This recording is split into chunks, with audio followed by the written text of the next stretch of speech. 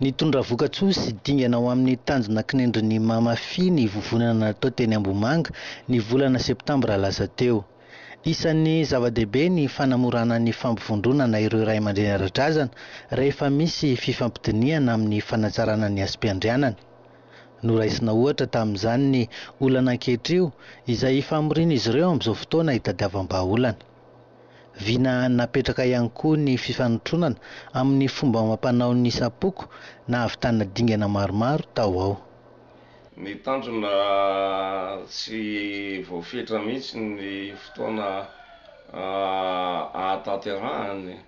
Fa 5 taona mialoha tamin'ny 1 septambra ny vovonana ray aman-dreny ara-drazana manerana nosy tetỳ Ambomanga Rovininy no nanaovana ny vinavina rehetra hoe ampifanantonana ny hasam-panjakana velona ankehitriny rehetra manerana Madagasikara ao amin'ny foko 120 dia tokony iaona indray mandeha isan-taona ifanome vaovao mikasika mombana zava-misy amin'ny isam-paritra zany.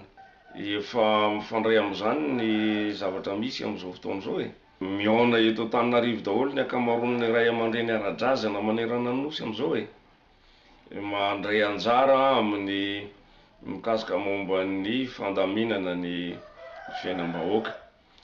Zay zao dingana lehibe satria raha mbola tsy nisy zao reny vovonana tamin'ny 1 septambra 1722 reny dia anahirana ny anao antso iaonana zany ray aman-dreny ny tany ny malagasy zany.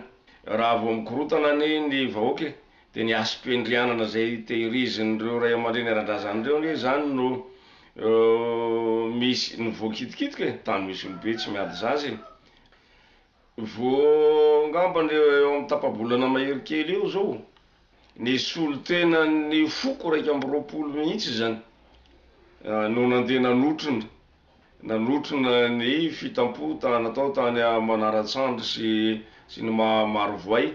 Zavatra misy lafiny tsara sady ngeza be mihitsy zany hoe misy firaisan-kina sy fiombonana eo amin'ny fitezana sy ny fanazariana ny soatoavina sy ny kolotsay-pirenena. Ezaky ny tsirairay ny famerenakasina ny fahendrena sy ny kolotsaina malagasy.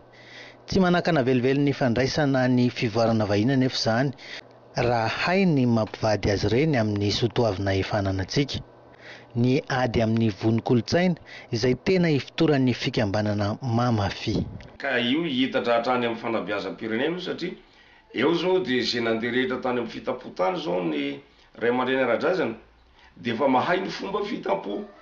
Dia rehefa tonga any amin'ny foko misy azy izy dia ampianatra ny vahoakany sy ny zanany rehetra hoe ohatran'izao ny atao hoe fitapo.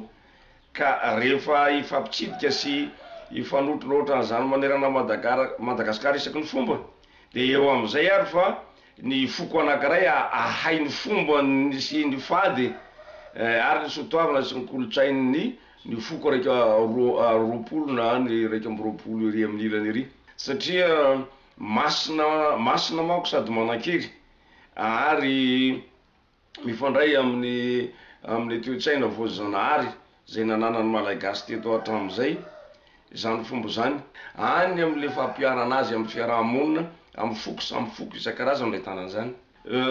Ny avy any velany rehetrarehetra miditra eto ny vony kolotsaina daholo kanefany rehefa raisina sy iainana amin'ny lafitsarany le izy dia lasa mifameno amin'ny fivoaran'ny firenena sy ny fanatsarana ny fampandrosoana ny firenena.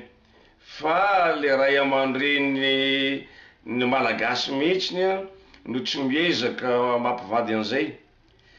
Azo tonga no mandray an'le toe-tsaina vahiny avy any ivelany entina ohatra hoe ampivelarana ny fahalalany ara-tsaina. Fa ny an'ny tena tokony ho tazonina ihany.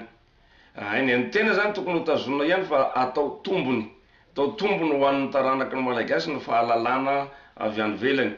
Fa manjary lasa ohatra zava-maniry le izy dia tsy misy fakany tsy misy fotony fa zavatra miantona fotsiny.